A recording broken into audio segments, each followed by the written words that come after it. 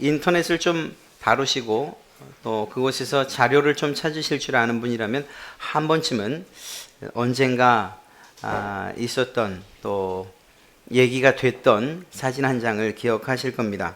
그건 다름 아닌 기도하는 어머니 사진인데요. 아이를 등에 업고 어머님은 열심히 기도하고 있고, 또 다른 누나는, 어린아이 누나는 카메라를 지그시 응시하고 있는 그러한 모습이 담긴 사진입니다. 이 흑백 사진 한 장은 사실 많은 생각을 하게 합니다. 왜냐하면 그 사진이 언제 찍혔는가? 70년대에 정말 힘들고 어려웠던 그때에 청계천에서 구호 활동을 하던 노무라 모토유키라고 하는 그분이 찍은 사진 가운데 한 장인데요. 활빈 교회를 중심으로 해서 그 당시에 있었던 많은 우리나라의 실제적인 사건들, 그리고 그 장면들을 카메라에 담은 것입니다. 그리고 그것을 한국 정부에다 기증한 그러한 사진이죠. 그 사진을 들여다보면 당시 70년대에 어렵고 힘들었던 그런 한국의 모습이 고스란히 담겨 있는 것을 보게 됩니다. 무엇보다 우리의 눈길을 끄는 것은 그런 상황 가운데에서도 아이를 등에 업고 또 다른 아이를 데리고 그 마룻바닥에 무릎을 꿇고 기도하고 있는 어머니의 모습. 과연 무슨 기도를 할까 생각해 보면 자기 개인의 기도, 또 가족의 기도일 수도 있고, 또 당시에 어렵고 힘들었던 나라를 위한 기도일 수도 있고요. 사실 이러한 기도가 있었기 때문에 지금의 오늘날 이 대한민국이 있는 것이 아닌가, 그렇게 생각을 해봅니다. 그 사진 한 장 외에도 사실은 기록으로 남지 않은 많은 기도들이 있죠. 일제강점기 때에 나라를 위해서, 또 정말 해방을 위해서 기도했던 수많은 선진들, 또 선배들이 있고, 6.25 동란 그 포화 가운데에서도 그 전쟁에서 승리를 위해서 무엇보다 온전히 나라가 지켜지는 일을 위해서 정말 가만히를 긁으며 기도했던 그러한 이야기도 우리가 듣게 됩니다. 이러한 기도가 결국 지금 우리의 신앙의 자유를 누리게끔, 또 번영한 대한민국이 되게끔 한 그러한 원동력이 되지 않았는가, 그렇게 생각을 해봅니다. 6월을 호국 보훈의 달이라고 이야기합니다. 나라의 소중함을 깨닫고, 그리고 더 나아가 나라를 사랑하는 그러한 마음, 이러한 마음을 새기자는 그러한 의미가 담긴 6월이죠. 이러한 때를 맞아서, 이러한 기회를 통해서 나라와 민족을 더욱 사랑하고, 그리고 위하여 더욱 기도하는 그러한 우리 갈릴리 교회 모든 성도들이 된다면 얼마나 감사할까 하는 마음으로 오늘 이 첫 번 시간을 그러한 내용으로, 또 그러한 말씀으로 나누어 보려고 합니다. 오늘 여러분들과 함께 읽은 이 느헤미야서, 이 느헤미야는 사람의 이름입니다. 기원전 400년 초반에 기록된 성경인데요. 그 당시 상황을 살피면 이때는 페르시아의 지배하에 있던 때, 특별히 포로로 잡혀가 있던 때입니다. 사실은 페르시아 이전에 바벨론 시대에 이스라엘 백성들, 그들이 포로로 잡혀가게 되죠. 그래서 바벨론에서 생활을 하다가 정권이 바뀌면서 이제는 페르시아의 밑에 있게 된 것입니다.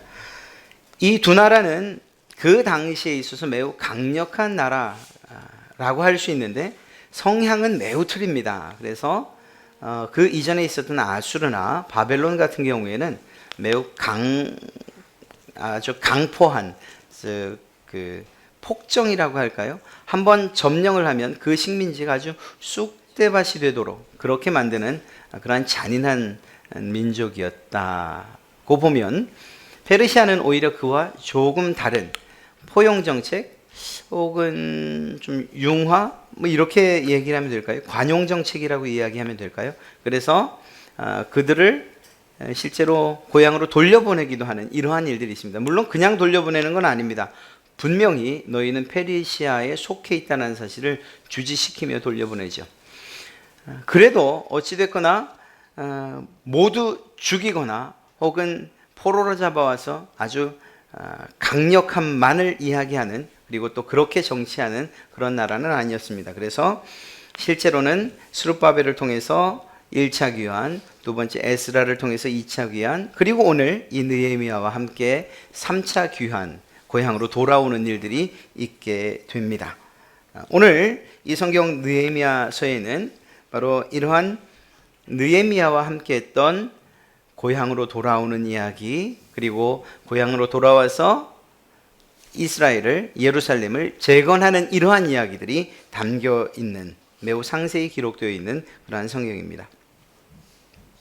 느헤미야라고 하는 개인 한 사람에 대해서 좀 살펴보면, 그는 페르시아 왕, 오늘 성경으로 보면 아닥사스다 왕이라고 하는 이 사람의 총애를 받았던 것은 분명한 것 같습니다. 인정을 받았던 거죠. 믿음이 있었다는 이야기입니다. 그만큼 능력이 있었다는 이야기이기도 하죠. 포로로 잡혀왔는데 그 포로자 가운데에서 이만한 관직에 올랐으니까 말입니다. 그런데 왕이 믿었다라고 하는 것을 어떻게 할 수 있는가? 그가 맡았던 직책을 보면 알 수 있습니다. 오늘 성경에서는 그가 술관원이 되었다라고 되어 있죠. 이렇게 왕하고 대작하는, 그래서 이야기 들어주고 하는 그런 사람, 마치 우리 시쳇말로 술상무가 됐다는 그런 얘기가 아닙니다. 그게 아니고요.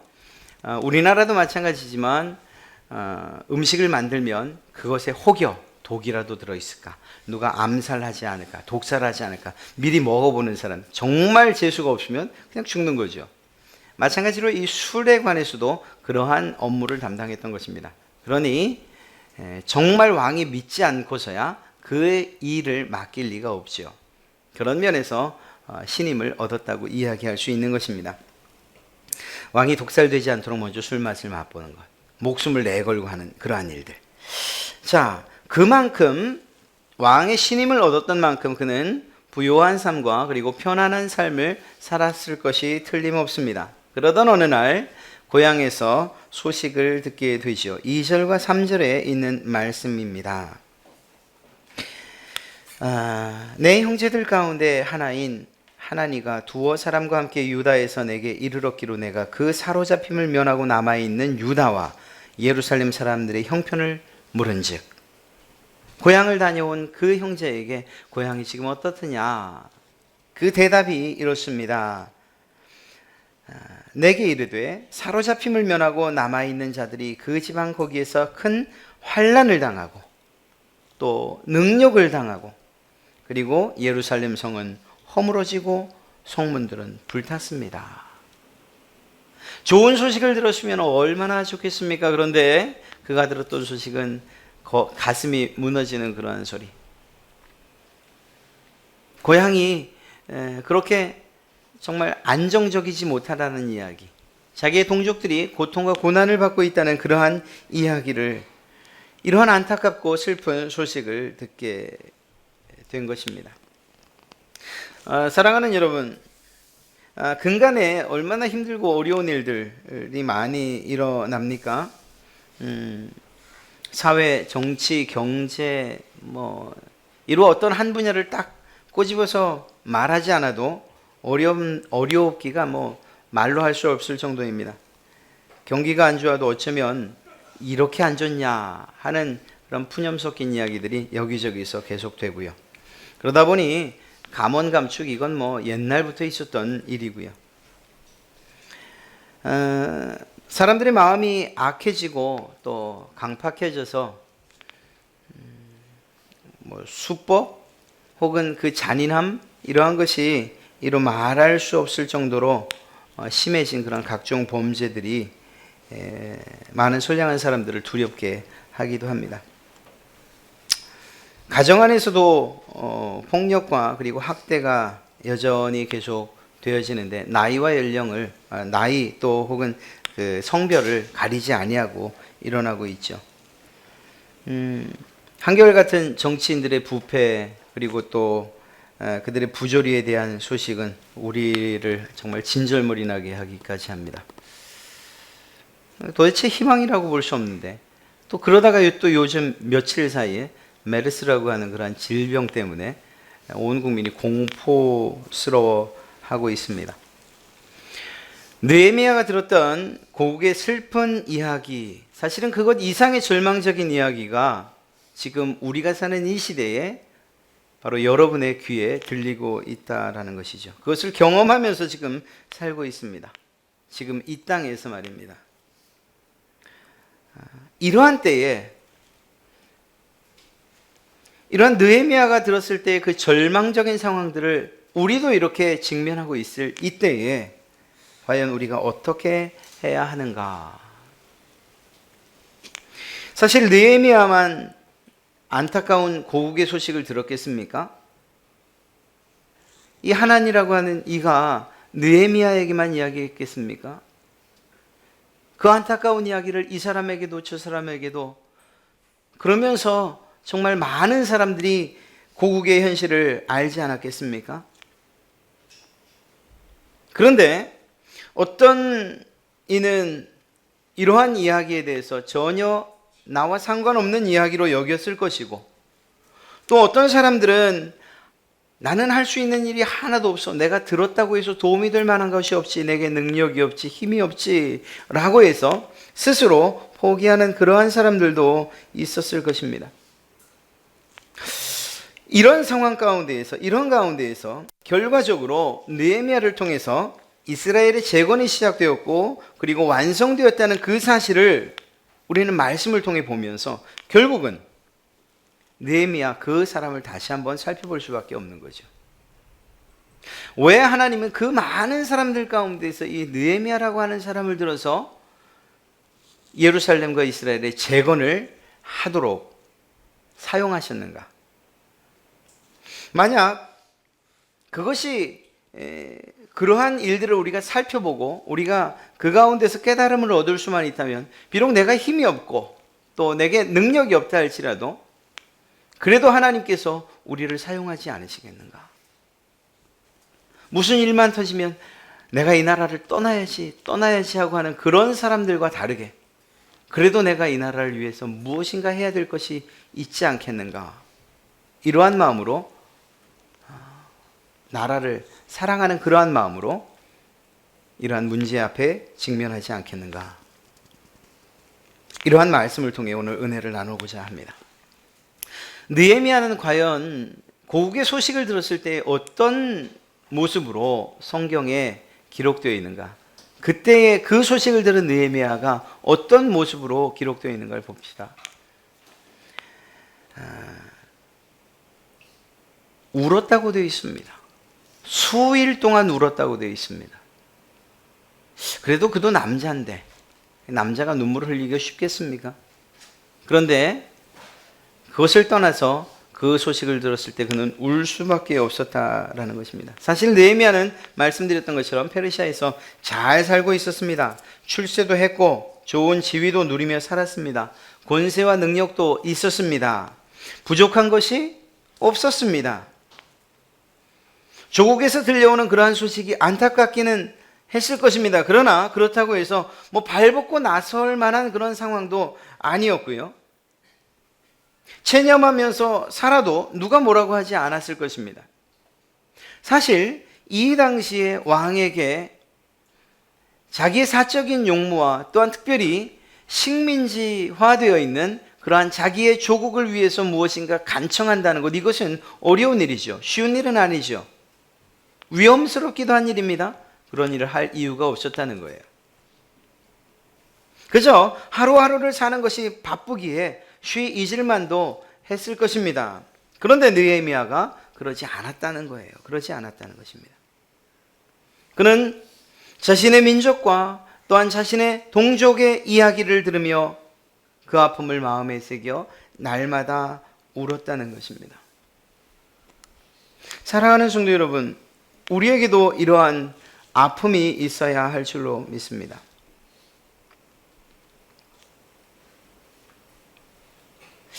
좀 다른 이야기이긴 합니다. 그러나 같은 내용이지요. 과연 하나님께서 어떤 사람을 어떤 곳에 사용하실까 하는 이야기입니다.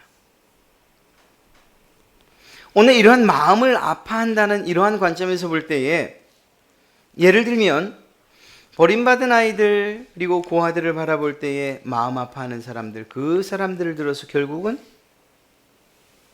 그 아이들을 돌보는 일을 하게 하시는 그분. 자식들에게조차 인정받지 못한 채 하루하루를 힘들게 살아가는 그러한 어르신들을 바라보며 마음 아파하는 사람. 그 사람을 통해서 노인복지라는 그러한 일들을 하게 하시는 하나님. 배우지 못한 사람을 보면서 마음 아파하고 또 안타까워하는 사람들을 통해서 그들을 가르치게 하시고, 예수님을 알지 못하는 그러한 종족들을 향한 애끓는 마음, 그러한 마음이 있는 사람들을 통해서 거리와 또한 상황과 환경을 보지 않고 보내어 선교의 역할을 감당하게 하시는 그러한 하나님. 놀라운 사실이 무엇인가? 우리의 마음 가운데에 그 아픔을 느끼는 사람들을 통해서 하나님이 일을 하신다는 거예요. 여러분은 무엇 때문에 마음이 아프십니까? 무엇을 생각할 때 가슴이 정말 막 오그라드는, 막 터져버릴 것 같은 그러한 아픔을 느끼십니까? 있으십니까? 그렇다면 그것이 바로 여러분들에게 맡겨진 하나님의 사명이라고 해도 결코 틀리지 않을 것입니다. 여러분의 그 아픈 마음을 통해서 그것을 도구로 사용하신다는 것이지요. 하나님께서 여러분에게 요구하시는 일이 과연 무엇인가? 여러분에게 주신 사명이 무엇인가? 만약에 여러분이 어떠한 사건이나 혹은 어떤 일들이나 어떤 형편에 처한 사람들을 봤을 때에 여러분의 마음이 아파지고 가슴이 정말 찢어질 것 같다면 그것은 하나님께서 바로 여러분에게 주신 마음이고, 그것이 하나님께서 여러분을 사용하시고자 하는 것임을 확신해도 결코 틀리지 않을 것입니다. 이러한 아픈 마음을 주신다면 그때 그것을 위해서 울기 시작해야 된다는 거예요. 느헤미야가 고국의 소식을 들었을 때 그의 마음 한 구석으로부터 시작된 그 아픔이 온 가슴을 찢어 놓을 때 그는 울 수밖에 없었고, 그 울음 멈추지 않아서 수일 동안 울 수밖에 없었던 거죠. 나라와 민족의 상황을 볼 때에, 전해지는 소식을 들을 때에 마음이 아리우십니까? 그렇다면 나라와 민족을 위해서 울기 시작할 때입니다. 교회를 생각하면 이것저것 생각할 때마다 가슴이 아파오십니까? 그러면 그때가 교회를 위해서 기도해야 할 때이고 울어야 할 때입니다. 여러분의 자식들을 생각하면 그러면 가슴이 아파오십니까? 자녀를 위해 우십시오. 여러분의 마음을 아프게 하는 것들, 그것들이 생각나면 그때 이 자리에 나와 우셔야 된다는 거예요. 그것이 바로 하나님께서 여러분들이 무엇을 어떻게 해야 할 것인가 말씀하고 또한 가르쳐주고 계신 거기 때문에 그렇습니다.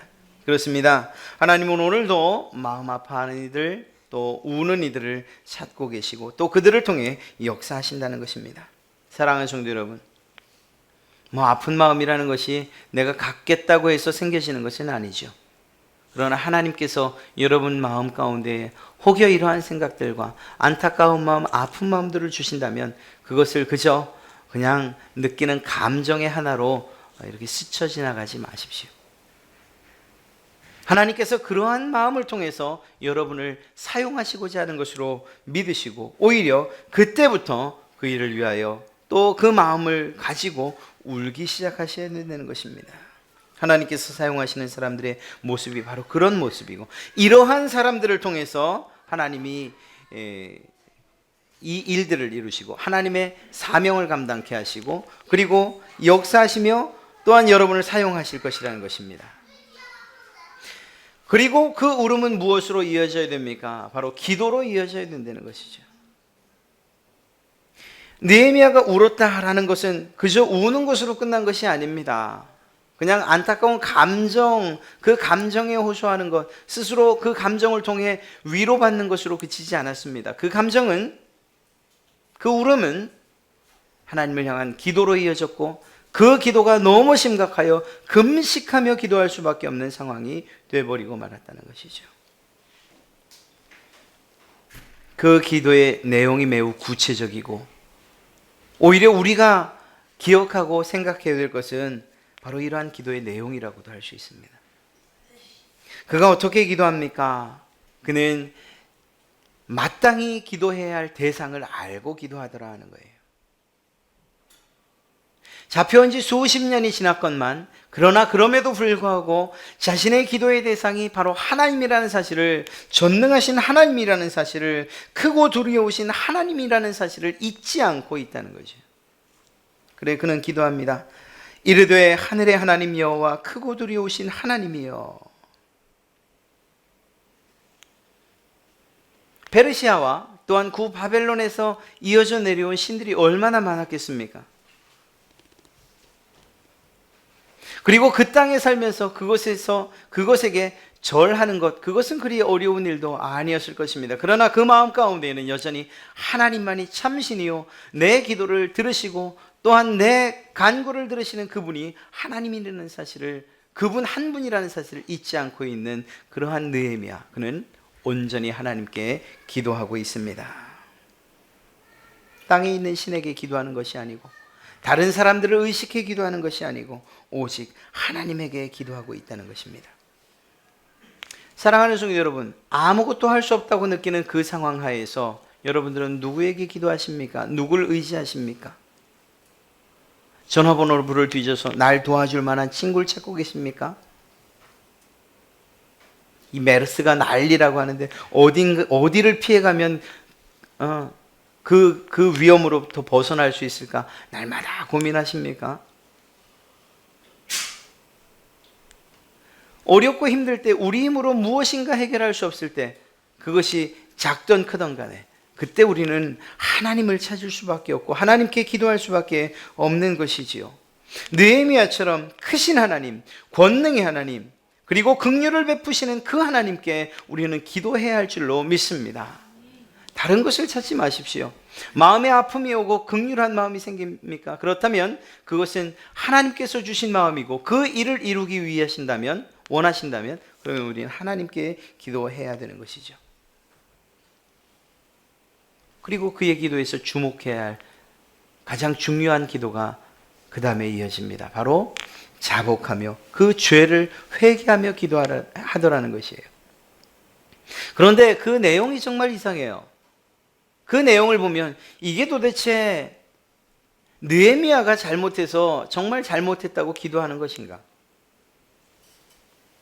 6절과 7절 말씀을 보면 이제 종이 주의 종들인 이스라엘 자손을 위하여 주야로 기도하오며 우리 이스라엘 자손이 주께 범죄한 죄들을 자복하오니. 여러분, 이스라엘 자손이 범죄한 것을 가지고 회개하고 있어요.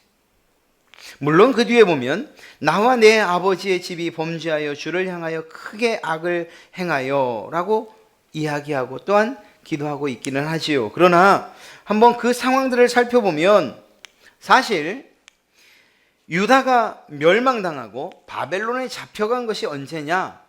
그건 느헤미야와 상관없는 때예요. 그 조상에 대해 일어난 일이에요. 왜 바벨론에 잡혔고 왜 그 포로의 생활이 지금 이 페르시아까지 이어져 내려갑니까? 이것은 결국은 거슬러 올라가서 유다 그리고 또 다른 동족인 이스라엘, 그들이 하나님 앞에 범죄했던 것이 원인이 되었던 거죠. 그렇게 본다면 느헤미야는 굳이 기도할 게 없어요. 그가 정말 하나님 앞에서 이렇게 마음 아파하고 있을 정도라면 그는 크게 하나님 앞에 범죄할 사람도 아니고 하나님의 명령과 규례를 따라 지키고 있는 사람이라고 믿어도 틀리지 않을 거예요. 그럼에도 불구하고 그는 자복하고 회개하고 기도하고 있어요. 누구의 죄를? 그들의 조상들의 죄까지 끌어와 기도하고 있습니다. 어찌 보면 조상들이 신앙생활을 바르게 하지 못한 그 까닭에 지금 고통을 당하는 그러한 피해자일 따름이죠. 그럼에도 불구하고 느헤미야는 나와 나의 아비 집 범죄했다고 이야기하며 고백하고 있습니다. 사실 늘 그랬던 것 같습니다. 그래서 슬픕니다만 이번 메르스에 대처하는 정부의 태도도 한심스럽기 그지없어요. 사실 여러 가지 비판을 받아서 마땅합니다. 그런데 사실은 좀 더 슬픈 일이 있어요. 뭐 특별히 인터넷을 사용하시는 분들, 그래서 지금 사람들이 어떻게 생각하고 있는가, 물론 그게 전체적인 백성들의 생각은 아니지만 그래도 사람들이 어떻게 생각하고 있는가를 이렇게 쭉 읽어가다 보면 사회적인 분위기가 모두 한 방향을 향해 있어요. 정부가 잘했다는 이야기는 아닙니다. 그런데 그 비판의 강도가 너무 강하고, 또 한 가지는 누구 때문에 라고만 이야기한다는 거예요. 그 문제에 대해서 나 때문입니다 라고 말하는 것은 차치하고 이것을 우리 힘을 합해 해결해 봅시다라는 이러한 내용들로는 전혀 찾아볼 수가 없는 거예요. 저는 교회 안에서는 이러한 일들이 마땅히 있어야 한다고 생각합니다. 잘못한 사람들이 있죠. 잘 대처하지 못한 사람들이 있죠. 그러나 그럼에도 불구하고 우리가 비판과 또한 그들을 향해서 정말 날카로운 눈총과 또 그리고 말로써 공격만 할 것인가, 사실은 그런 부분들에 대해서는 우리가 좀 더 깊이 생각해야 됩니다. 사회적으로 일어나는 여러 가지 문제들과 국가적인 재난들을 당했을 때에 그것들이 누군가의 책임이 아니고 오히려 오늘 느헤미야와 같은 마음으로 그것이 나의 기도의 제목이 된다면 하나님께서 얼마나 기뻐하시겠는가 하는 생각을 합니다. 우리의 탓은 아니라고 할 수 있어요.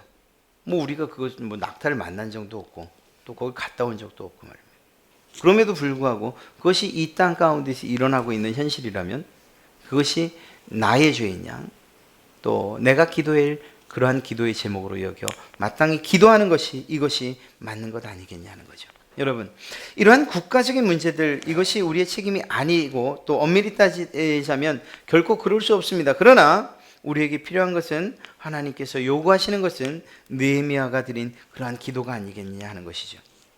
하나님 앞에서 정말 회개하는 마음으로 기도하는 것, 이것이 하나님께서 우리를 향해서 바라시는 것이고 기뻐하시는 일, 그리고 또한 더 나아가 회복하시는 그러한 시작이 될 것이라는 것입니다. 사랑하는 성도 여러분, 내 죄입니다 라고 이야기하는 것, 내 잘못입니다 라고 이야기하는 것이 비록 어렵지만, 그러나 그럼에도 불구하고 여러분이 하나님 앞에 나와 그 애끓는 마음으로, 아픈 마음으로 주님 앞에 무릎 꿇고 울며 기도할 때에 여러분의 기도를 하나님께서 온전히 들으실 줄로 믿습니다. 그리고 이 나라를 또한 긍휼히 여기실 줄로 믿습니다. 이 일이 이미 있었잖아요. 이미 있었잖아요. 말씀드린 일제강점기에도 있었고 6.25 동란 정말 그 가운데에서도 있었고, 그들이 무슨 잘못이 있습니까? 그 백성들이 무슨 잘못이 있습니까? 그럼에도 불구하고 그것이 마땅히 나의 죄인 양 눈물 흘려 기도하던 그분들의 기도가 있었던 그 기도 때문에 지금 이 나라가 있는 것 아니겠냐 하는 것입니다. 기도할 때 어떻게 기도합니까? 하나님의 약속을 의지하여 기도하시기 바랍니다. 8절과 10절 말씀을 보면 옛적에 주께서 주의 종 모세에게 명령하여 이르시되 라고 말씀하심으로 말미암아 이러한 기도를 통해서 하나님께서 약속하셨던 그 약속을 기억하며 기도하고 있는 것을 보게 됩니다. 그리고 더 강력하게 요청하지요. 만일 내게로 돌아와 내 계명을 지켜 행하면 너희 쫓긴 자가 하늘 끝에 있을지라도 내가 거기서부터 그들을 모아 내 이름을 두려고 택한 곳에 돌아오게 하리라 하신 말씀을 이제 청하건대 기억하옵소서. 하나님 기억해 주십시오. 하나님께서 약속하셨던 그 약속을 기억해 주십시오. 하나님의 신실함을 기대하며 기도하고 있는 것입니다. 솔로몬이 일천번제를 드린 후에 그가 기도하지 않습니까? 주께서 전에 말씀하시기를 내 이름이 거기 있으리라 하신 곳 이 성전을 향하여 주의 눈이 주야로 보시오며 주의 종이 이곳을 향하여 비옵는 기도를 들으시옵소서. 주의 종과 주의 백성 이스라엘이 이곳을 향하여 기도할 때에 주는 그 간구함을 들으시되 주께서 계신 곳 하늘에서 들으시고 사하여 주옵소서. 그렇습니다. 여러분들이 또한 제가 하나님의 약속을 의지하여 기도할 때에 하나님께서 반드시 들으시고 또한 신실히 응답하실 줄로 믿습니다. 이스라엘 백성들이 고난당할 때에, 그리고 그 고난 가운데 부르짖을 때에 하나님께서 듣지 않으셨습니까? 또 약속하지 않으셨습니까? 하나님께로 돌아오기만 하면 그들을 구원하신다고 약속하지 않으셨습니까? 그 약속을 이루어 주십시오. 제가 주님 앞에 간구하여 기도합니다. 무엇보다 중요한 기도가 무엇인지 아십니까? 느헤미야가 그 기도의 말미에 하나님 저를 사용해 주십시오라고 기도하고 있다는 거예요. 우는 것으로 그치지 않고 기도하는 것으로 그치지 아니하고 하나님의 약속을 의지하여 회복시켜 주십시오라고 하는 것으로 끝이지 아니하고 그 문제의 중심에 나를 사용하여 주십시오. 그 문제 해결에 제가 사용되길 원합니다라고 사용한다는 거죠. 그렇게 기도하고 있다는 거예요. 사랑하는 성도 여러분, 이미 말씀드린 것처럼 느헤미야는 이미 왕궁에서 원하는 만큼 편하고 원하는 만큼 누리며 살고 있는 사람이에요. 그런데 그가 고국으로 돌아가겠다고 요청하는 그것은 어려운 길과 험한 길, 고난과 고통 가운데로 들어가는 그러한 길이죠. 자발적으로 그곳으로 가겠다고 하는 거예요. 무엇을 위해서? 그 아픔을 해결하기 위해서. 보십시오. 아까 처음 말씀드렸던 그 아픔이 있는 사람이 결국은 그 아픔을 해결하는 도구로 사용된다는 것. 느헤미야가 지금 그렇게 사용되고 있는 것입니다. 사랑하는 성도 여러분, 먼저는 오늘을, 그리고 이 달이 날인 만큼 나라를 위해서 가슴 아파하시고 애통해 하신 여러분 되시고 또한 그 일들을 위해 사용되신 여러분 되시기를 주의 이름으로 축원합니다. 특별히 우리 젊으신 분들, 그리고 또 젊은 청년들과 학생들, 이 나라 소망 없다 이야기하지 마시고 정말 거스를 수 없는 그러한 물살이지만 그러나 하나님께서 하시면 그 물살조차도 이겨낼 수 있다. 믿음을 가지고 여러분들이 이 나라를 위해서 귀하게 사용되시기를 간절히 축원합니다. 하나님께서 여러분들을 사용하신다면 누가 막겠습니까? 이 나라의 부정과 부패, 그리고 또 정말 어려운 일들과 문제라고 하는 것들 결국은 고쳐야 될 것인데, 고쳐져야 될 것인데 그것이 누구를 통해서? 바로 간구하고 나라를 생각하며 가슴 아파하는 여러분들을 통해서 고쳐지기를 간절히 바라고 또한 축원합니다. 또 그 외에 또한 여러분들, 또 많은 성도 여러분들 마음속에 하나님께서 아프게 하시는 그러한 일들이 있으십니까? 그것이 바로 여러분들의 사명임을 깨달아 기도하시고 또한 그것 때문에 울기도 하시고 또 무엇보다 나를 사용해 주십시오라고 여러분을 드리는 그러한 일들이 있기를 간절히 바랍니다. 그것이야말로 하나님께서 기뻐하시는 일이기 때문인 것이죠. 느헤미야는 조국의 비참한 소식을 듣고 조국을 위해 웁니다. 그리고 기도합니다. 금식하며 기도합니다. 또한 기도로 그친 것이 아니라 오히려 그 어려움 가운데로 직접 걸어 들어가 결국은 이스라엘의 부흥, 더 나아가 영적인 부흥까지도 이끌어내는 모습을 보게 됩니다. 사랑하는 성도 여러분, 바라기는 이 어려운 시대라고 하는 지금 이때를 살아가는 우리 모든 성도들이 이러한 느헤미야와 같은 그러한 마음으로 하나님 앞에서 울고 기도하고 사용됨으로 말미암아 하나님께서 원하시는 그러한 가정과 또한 교회와 그리고 사회의 회복이 여러분들을 통해 이루어지기를 주의 이름으로 간절히 축원합니다.